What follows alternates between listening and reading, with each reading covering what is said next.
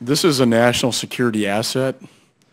I don't think you can completely turn it over to commercial spaceflight. Right. It has national security aspects to it, military aspects to it.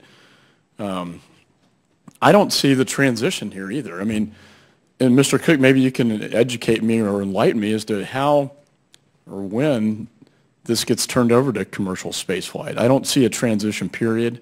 Something that we've invested, $8-9 billion in, and then we're going to just hand it off to commercial spaceflight as if it's going to be a seamless transition. I don't think that's going to happen.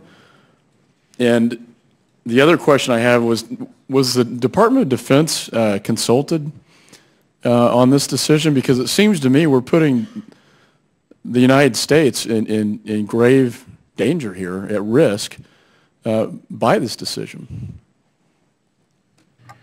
Representative McCaul, I have not personally been in discussions on that. I know that my administrator has been in some conversations. I don't know the extent of those.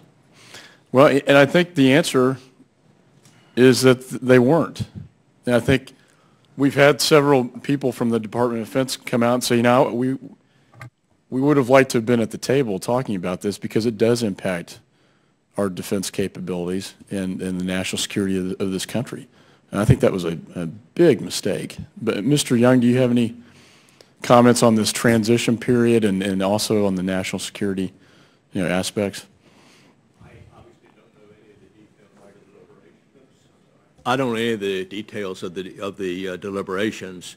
As I made in my comment, I do know that anything as sweeping as what we're talking about has significant collateral impacts.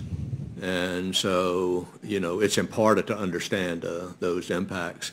Relative to the transition, I'm not convinced that transition is anywhere in the near future, because I'm coming back. I think that we have a formula for how to make these things successful, and it's a NASA industry partnership.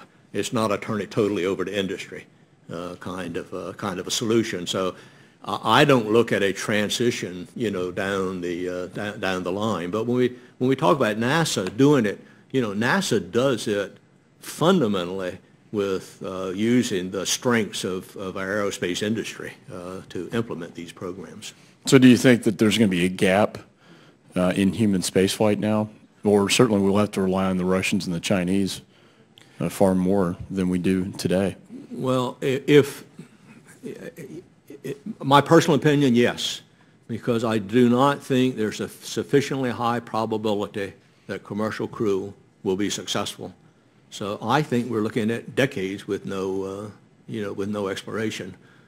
I shouldn't take our time, but I too have a 7-year-old grandson, and you mentioned Noah, named Spencer, who's been to a shuttle launch, who goes to the Air and Space Museum with me.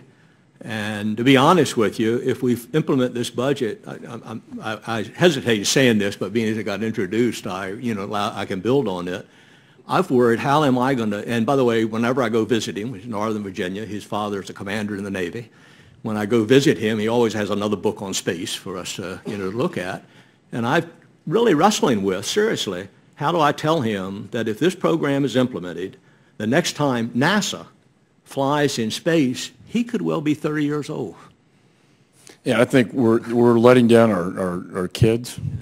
This has been a great program for science and math. The technology spin-offs that have come out of this are one of the best investments of federal dollars that we've had.